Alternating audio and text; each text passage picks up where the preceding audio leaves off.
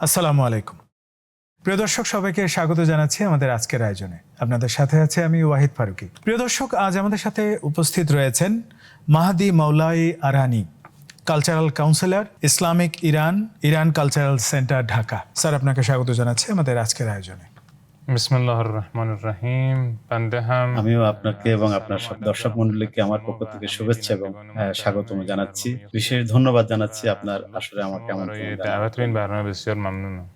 আমরাও আশা করছি যে বাংলাদেশের আপনার দায়িত্ব পালনকালের সময়গুলো খুব ভালো কাটবে এবং আমরা অবশ্যই বিডি ভিউজ সবসময় ইসলামিক ইরানের সাথে ছিল এবং আগামীতেও আপনাদের সাথে থাকবে ইনশাল্লাহ। আপনার কাছে আমি প্রথমে জানতে চাচ্ছি যে আমরা জানি যে শহীদ সৈয়দ ইমাম খামেনি আসলে তার অনেকগুলো গুণ, যেগুলো আমরা পরে জেনেছি, তার শাহাদাতের পরে আসলে জেনেছি যে উনি সাহিত্য, সংস্কৃতি এবং একাধারে একজন দার্শনিক ছিলেন। তো তার এই যে গল্পগুলো আসলে মিডিয়ায় তেমনভাবে উঠে আসেনি, তার সাহিত্য সংস্কৃতি বিষয়ক যে গল্পগুলো আমরা জানি না, সেই অধ্যায়টা নিয়ে আমি আপনার কাছে জানতে চাই যে একজন সাংস্কৃতিক এবং সাহিত্যিক দার্শনিক হিসেবে সৈয়দ ইমাম খামেনিকে আপনি কিভাবে মূল্যায়ন করবেন? আমাদের শহীদ রাহবান নিয়ে, তার ব্যক্তিত্ব নিয়ে কথা বলা, এটা আমি মনে করি একটা অসম্ভব কাজ। হয়তো কেউ সহজে দুইটা কথা বলতে পারে, কিন্তু ওনার আসল ব্যক্তিত্ব ফুটিয়ে তোলার যে, এটা আমি অত্যন্ত কঠিন একটা মনে করি। চলমান বিশ্বে ওনার মতো পাণ্ডিত্যপূর্ণ ব্যক্তিত্ব দ্বিতীয়টি খুঁজে পাওয়া কঠিন। تاریخ معاصر بی‌نظیر بودن. من این تعبیر رو نه به خاطر اینکه یک ایرانی هستم و یا ওনার ব্যক্তিত্বের এই ব্যাপ্তি নিয়ে আমি যে মূল্যায়নটা করলাম, হয়তো আপনি বলতে পারেন যে একটু বাড়িয়ে বললাম বা এরকম, আসলে কিন্তু তা নয়। যাতে বিষয়টা বাস্তবতা ভিত্তিক হয়, যেন আমি ওনার ব্যক্তিত্বের একটা দুটা দিক আমি এখানে তুলে ধরতে চাই। فرهنگ و تحولات دنیا داشتن اشاره میکنم. یکی از ویژگی‌های ایشون این بود একটা প্রধান বৈশিষ্ট্য ছিল যে প্রত্যেক রাত্রে কিন্তু কোনো না কোনো একটা বই পাঠ করতেন। و شاید کمتر করে যে বিশ্বে যে যত লিডার আছে, লেখাপড়ায় এই যে আগ্রহ, এটা ওনার মতো কারো ছিল না। یک مثالی بزنم اینجا خدمت একটা উদাহরণ আমি আপনাদের সামনে পেশ করি। এই যে বিগত কয়েক বছর বিশেষ করে ইসরায়েলের পক্ষ থেকে যে লেবাননের ভিতরে আগ্রাসন, এটা বেশিরভাগ সময় আমরা দেখেছি নিউজের হেডলাইনে চলে আসছে। رهبر شهید انقلاب چند سال پیش با نخست وزیر وقت لبنان دیدار داشتن. আমাদের রাহবার কয়েক বছর আগে তৎকালীন যে লেবাননের প্রধানমন্ত্রী ছিল, তার সাথে একটা সাক্ষাৎ হয়েছিল। ওই প্রধানমন্ত্রী এমন ছিলেন যে ইসরায়েলের সাথে সংঘর্ষে যাওয়ার এসব ব্যাপারে তার তেমন একটা কোনো আগ্রহ ছিল না। ওই সাক্ষাতে আমাদের রাহবার ওই প্রধানমন্ত্রীকে একটা প্রশ্ন করলেন, আপনি কি একটা হিস্ট্রি, নটরডামের যে একটা হিস্ট্রি ছিল, বলে আপনি কি ওইটা পড়েছেন? এটা একটা উপন্যাস ছিল। সেই উপন্যাসের মূল চরিত্র ছিল একটা সুদর্শন নারীর ব্যাপারে, যার ব্যাপারে সবাই তাকে পাওয়ার জন্য বা তাকে যে কোনো মূল্যে তার কাছে পৌঁছানোর জন্য, তাকে কষ্ট দেওয়ার জন্য এই চেষ্টা ছিল। এর বিপরীতে ওই সুন্দরী নারী, সে একটা ধারালো ছুরি সবসময় তার সঙ্গে নিয়ে। রাহবার সেই সময়ে এই উপমাটা টেনে নিয়ে আসলেন প্রধানমন্ত্রী, লেবাননের প্রধানমন্ত্রী, এইটা বলার জন্য যে লেবাননের ওই সুন্দরী নারীর চরিত্রে আছে, যাকে আগ্রাসন করার জন্য বিভিন্ন ভাবে উন্মুখ রয়েছে, বিশেষ করে ইসরায়েল। তো সেই ক্ষেত্রে লেবাননের দায়িত্ব হলো ওই সুন্দরী রমণী যেমন ধারালো ছুরি সবসময় সাথে রাখতো, এই প্রস্তুতি তার গ্রহণ করে রাখা। আমাদের রাহবারের দ্বিতীয় যে বৈশিষ্ট্য আমি বলবো, সেটা হলো যে ইতিহাস, বিভিন্ন জাতির ইতিহাসের উপর খুব ডিপ স্টাডি ছিল। শুধু ইরানের ইতিহাস বলে কথা নয়, বিশ্বের যতগুলো বিপ্লব হয়েছে, বিশেষ করে বিপ্লবের আদ্যপান্ত, এটার ব্যাপারে ওনার খুব গভীর পড়াশোনা ছিল। ইতিহাসের উপরে যে দক্ষ ছিলেন, পড়াশোনা করতেন, এটা এই জন্য নয় যে সময় কাটানোর জন্য একটা সাবজেক্টের উপরে পড়াশোনা করতেন, তা কিন্তু না। উনি এটার প্রয়োগিক দিকটা, এটা কিন্তু খুবই উনি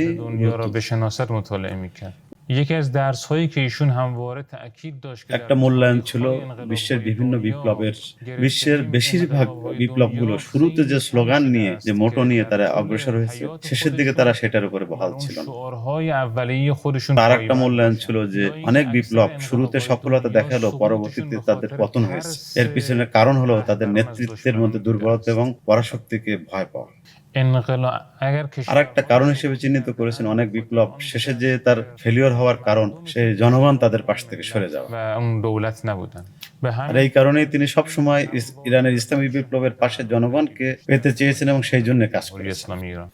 ویژگی ওনার তৃতীয় যে বৈশিষ্ট্য আমি উল্লেখ করতে চাই সেটা হলো আমার দৃষ্টিতে বিশ্বের সকল নেতারা যারা রয়েছে, লিডাররা, উনি সবচেয়ে বেশি কোরআনিক একজন লিডার। কারণ উনি কোরআনকে শুধু কোরআন পড়ার উদ্দেশ্যে কোরআন পড়তেন এরকম না, ওনার কোরআনের মধ্যে আল্লাহর যত ওয়াদা রয়েছে, অঙ্গীকার রয়েছে, এগুলো সব উনি দৃঢ়ভাবে বিশ্বাসও করতেন। به عنوان আমি একটা مثال উদাহরণ দিয়ে বলি, যেমন কোরআনে হযরত মুসা আলাইহিস সালামের একটা উদ্ধৃতি আসছে এখানে, যে উনি বলতেন কাল্লা ইন্না রাব্বি ইন্না মাইয়া রাব্বি, আমার আল্লাহ আমার সাথে রয়েছে। এই বিশ্বাসের উপরে আমাদের রাহাবার অটল ছিলেন। یا ویژگی চতুর্থ যে বৈশিষ্ট্য, যেটা খুবই বাস্তব একটা উদ্যোগ ছিল ওনার, সেটা হলো উনি মনে প্রাণে বিশ্বাস করতেন মুসলিম বিশ্বের জন্য ঐক্যের বিকল্প جهان আছে। اسلام ایشون به دو تا آیه قرآن خیلی اعتقاد داشت. কোরআনের দুইটা নির্দেশনা এবং শিক্ষার উপরে উনি প্রচন্ড ভাবে উনি মেনে চলতেন। একটা হলো যে, যারা মুসলমানরা তারা কাফেরদের প্রতি কঠোর হবে আর নিজেদের মধ্যে মমতাশীল হবে, আর দ্বিতীয়টা ছিল যে তোমরা সবাই আল্লাহর রশিকে শক্তভাবে আঁকড়ে যাবে। و در همین زمینه কোরআনের এই যে ভাষ্যটা আশেদ্দাউ আলাল কুফার, মুসলমানরা যারা কাফেরদের বিরুদ্ধে কঠোর হবে আর কি। উনি বলছেন কঠোরের মাত্রাটা উনি ব্যাখ্যা করতেন, কি পরিমাণ কঠোর হতে হবে মুসলমানদের, যে শত্রুরা আর সাহস করবে না মুসলমানদের দিকে মুখ তুলে তাকাবার। و ویژگی پایانی که میخوام در আর همین زمان পঞ্চম যে বৈশিষ্ট্যটা আমি বলবো, যেটা এই এলাকার সাথে খুবই রিলেটিভ, সেটা হলো যে আমাদের রাহাবার ইন্ডিয়ান সাবকন্টিনেন্ট যেটা আছে, উপমহাদেশ, এটার প্রতি ওনার বিশেষ দৃষ্টি ছিল, সুনজর ছিল, এবং এখানে এই ভূখণ্ডের সাথে ফার্সি ভাষার একটা ওতপ্রোত সম্পর্ক জড়িত ছিল, এবং এটা উনি চাইতেন এই জায়গায় ফার্সিটা জিন্দা থাকে। আর একটা বিষয় আমি তুলে ধরতে চাই, সেটা হলো যে আমাদের রাহাবারের আর্ট শিল্প, এটার উপরে ওনার একটা বিশেষ আগ্রহ ছিল, এবং এটাকে উনি একটা শৈল্পিক পর্যায়ে নিয়ে যাওয়ার باید চাইতেন। در خدمت تعالی روح انسان باشد و از این جهت আর ঠিক এই কারণেই তিনি, যেমন সিনেমার একটা ল্যাঙ্গুয়েজ ভাষা আছে, বই এর একটা ভাষা আছে, এই ভাষা যে অত্যন্ত শক্তিশালী ভাষা, উনি এইটার বিশ্বাস করতেন এবং এটাকে শক্তিশালী করার চেষ্টা করতেন।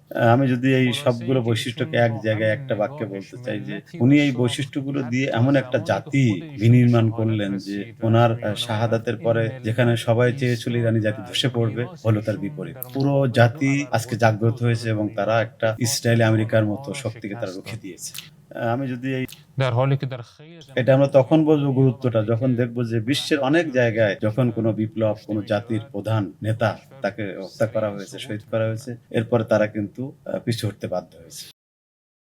ইরানের জাতির ব্যাপারে উনি যে প্রায় 40 বছর এই দেশের নেতা হিসেবে দায়িত্ব পালন করেছেন, পুরো দেশ এবং জাতিকে একটা কালচার সমৃদ্ধ একটা জাতিতে পরিণত করেছেন। تربیت کردن. তো আমরা আসলে আজকের অনুষ্ঠানের আমরা একেবারে শেষ পর্যায়ে আছি।